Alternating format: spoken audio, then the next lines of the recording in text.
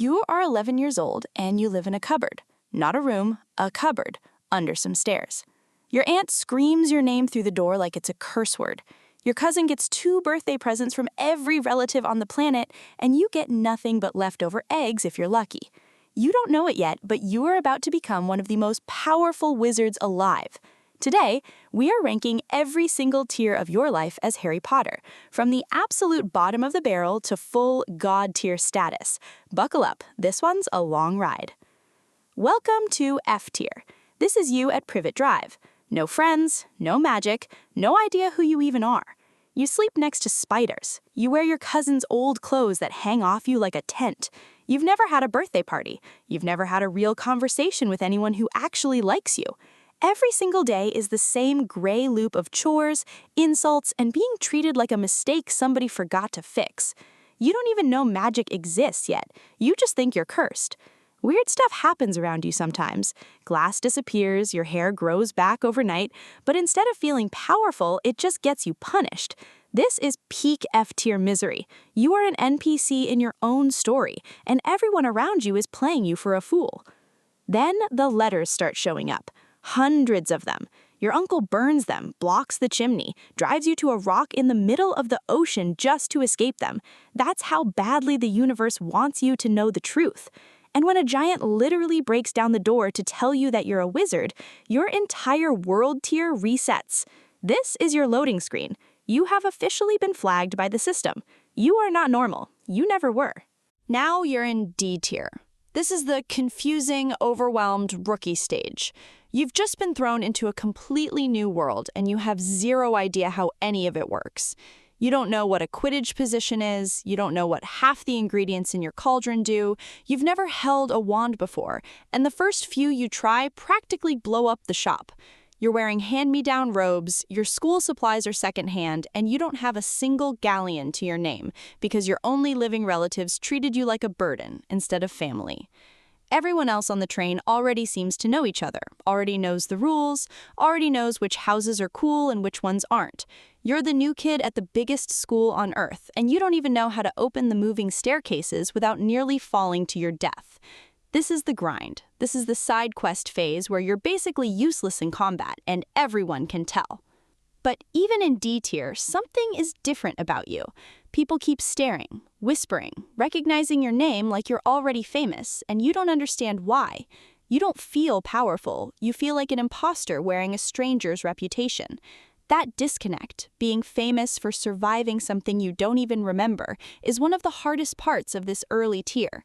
You didn't earn this attention, you inherited it from trauma, and in this universe, trauma is basically a currency. Let's move into C tier. This is where the real struggle sets in, because now you're not just confused, you're actively hated by half the school. A professor with greasy hair decides you're his least favorite person alive before you even open your mouth. A giant snake almost kills your best friend.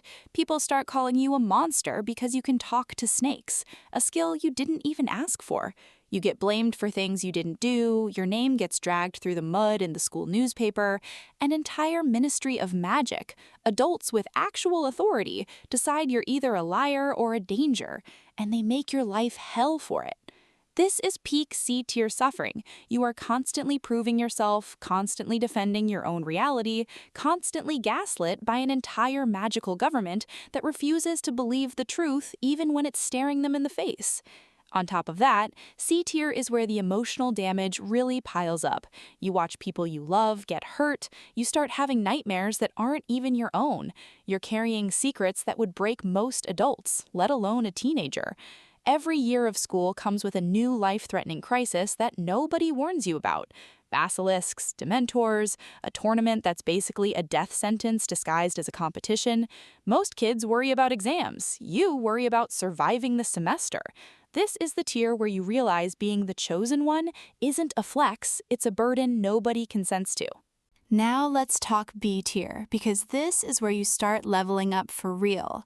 You've survived enough near-death experiences that you're no longer the confused rookie. You know your way around the castle. You've got a crew, real friends who ride or die with you no matter how insane the situation gets.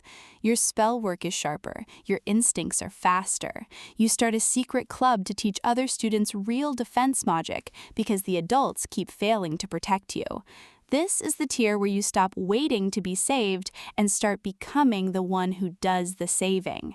You're still not fully in control of your power, and you're still dealing with a body count that would traumatize a war veteran, but you're no longer just surviving. You're adapting, you're strategizing, you're starting to look like an actual threat instead of just a target. B tier is also where you level up emotionally. You learn to lean on your friends instead of carrying everything alone. You start understanding that your scar, your fame, your trauma, none of that defines you the way people think it does. You begin choosing who you want to be, instead of just reacting to what's happening to you. This is a huge unlock. Most people never make it out of the reactive stage. You do. Welcome to A tier. This is where you become genuinely dangerous in the best way possible. You're leading real resistance efforts, you're outsmarting powerful dark wizards, you're mastering advanced magic most adults can't even pull off. You've survived encounters that would kill seasoned professionals multiple times over. Your name isn't just famous anymore, it's respected, feared even by the people who should be afraid of you. You've built an actual army of allies. You understand sacrifice on a level most people never touch in their entire lives. This is the tier where you stop being the kid who got lucky and start being the person other people look to for leadership in the darkest moments imaginable. A tier also comes with brutal cost. You lose people, real people you loved. This tier isn't just about power, it's about what you're willing to endure to protect what matters. You walk toward danger instead of away from it, not because you're fearless, but because you've accepted that some things are worth more than your own safety. That mindset shift is what separates A tier from everything before it. You're not just surviving the story anymore, you're driving it. And now, S tier, God tier, the absolute peak. This is the moment you walk into the final battle knowing exactly what it might cost you, and you do it anyway. You face the most powerful dark wizard alive, someone who has cheated death itself multiple times, and you do it without flinching because you've already made peace with sacrifice. You master magic on a level that terrifies even the most experienced wizards around you. You command respect, not through fear, but through proven loyalty, courage, and results. Every version of you, from F tier, the scared kid in the cupboard, the confused rookie on the train, the traumatized teenager carrying secrets too heavy for his age, all of that becomes the foundation of the person who finally ends the war. S tier isn't just about winning the final fight, it's about what you become afterward. You could have taken ultimate power for yourself, total control, total glory. Instead, you choose peace.